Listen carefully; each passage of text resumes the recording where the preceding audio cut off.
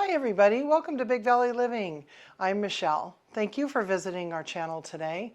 If it's your first time visiting Big Valley Living, we hope you enjoyed this video and look at more that we have available. And if you are a returning or subscriber, we really appreciate you coming by and checking out what we have today. So here in the Big Valley, right around December and January every year, the lemons become ripe. And we have a Meyer lemon tree right out there, and it is loaded with beautiful fruit this year. So I've got a lot of different things that I'm doing, and today I'm making blueberry lemon bread with lemon glaze. I got this recipe from Live Well, Bake Often, and she loosely interpreted it from a Betty Crocker recipe from years ago. So I am going to adjust the amount of lemon zest and a little bit more juice than she uses. Other than that, I'm going to be following her recipe strictly. So let's get on with our ingredient list, okay? We have 2 cups of all-purpose flour. Use all-purpose flour when making this cake, not bread flour. It will be a much better product at the end of the day. We have 2 teaspoons of baking powder and a half a teaspoon of table salt. If you can get aluminum-free baking powder, that would be best. I also have a half a cup of vegetable oil. You could use coconut oil if you wish, or you could use canola oil. I just use regular Crisco vegetable oil, your choice. We also have 1 cup of granulated sugar we've measured out, 2 large eggs at room temperature, 1 cup of blueberries, zest 2 lemons. These are somewhat decent sized, but I like a lot of zest in mine. It just really pops. 2 to 3 tablespoons of lemon juice. We are going to go with a generous 3 tablespoons. 1 cup of sour cream, and you could feel free to use Greek yogurt if you would prefer. Okay, we will be using some vanilla extract, and I'll just measure that into it. Keep a little bit of flour off to the side because you're going to be tossing your blueberries in there to keep them from sinking to the bottom of the cake once the batter is all put together. And take a standard size bread pan and spray it with your choice of baking spray. I've been using this Wilton Bake Easy that I got at Michael's, and I like the way that everything releases. Well, let's get started. I've washed my lemons in cold water. I have this little Pampered Chef zester. I don't know if you can see it. This thing is awesome. You'll see why in a minute. You can also use, oh, you could probably see that coming off of there too, a little spray. So when you're zesting a lemon, you want to make sure that you're not getting the white pith because that will make it bitter and you don't want that. I'm aiming for probably about a generous tablespoon here of lemon zest, and this is why I like this. I don't run the risk of using a grater and accidentally grating my fingers. I'm not the first person that's happened to. Zest your lemons before you juice them, because once they're juiced, they're not easy to peel or to remove the zest. Okay. Smells really good. These are going to be really juicy, so I may not use all of the juice that I have, but I like to use this juicer. If you have a reamer, that will work just fine, and you can always simply squeeze them into a bowl and make sure that you get rid of any of the seeds. I don't know if you've ever noticed this, but the older a lemon is, the seedier it gets. So I've been pulling these off of my tree for about a month. Oh my goodness, that's a lot of juice.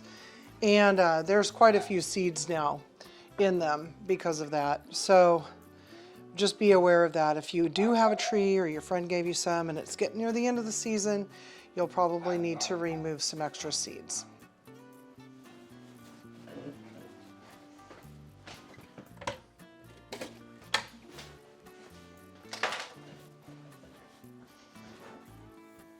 Let's go ahead and make our lemon glaze while the bread is in the oven.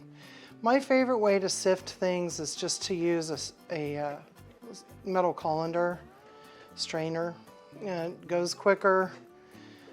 And just use something kind of soft, just like this spatula. And it goes pretty quickly. It gives you a nice powdery consistency, which is what you're going for. This is a really simple glaze, you guys. And it complements the cake when you put it on when it's warm.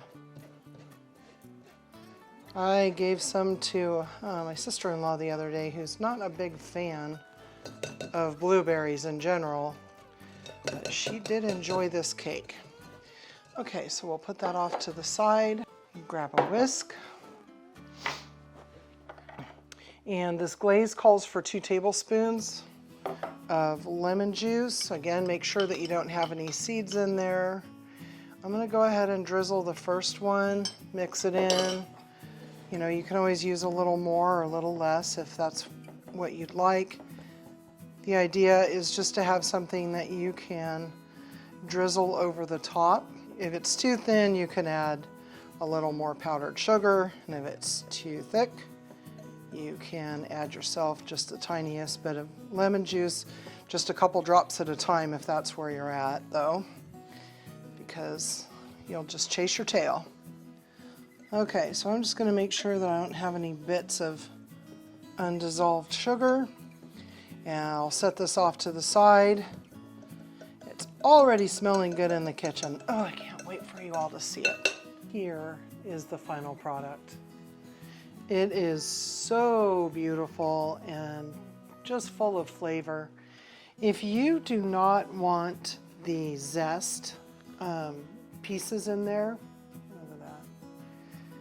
You can mix the zest with your sugar for a few minutes and then strain it out before adding it, all the wet ingredients to your sugar. We just like to kind of get that little bite of zest though when we're eating ours. So your choice, your cake.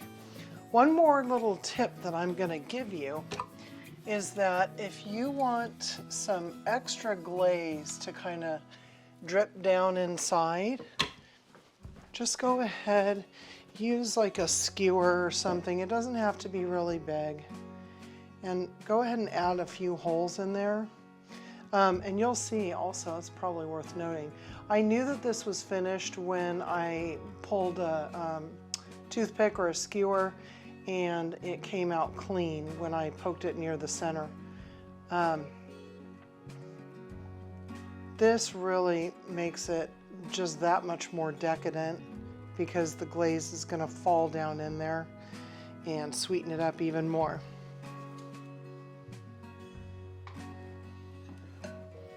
Okay, so you want it to sit for a little bit. I removed it because I'm actually going to be taking this to a friend.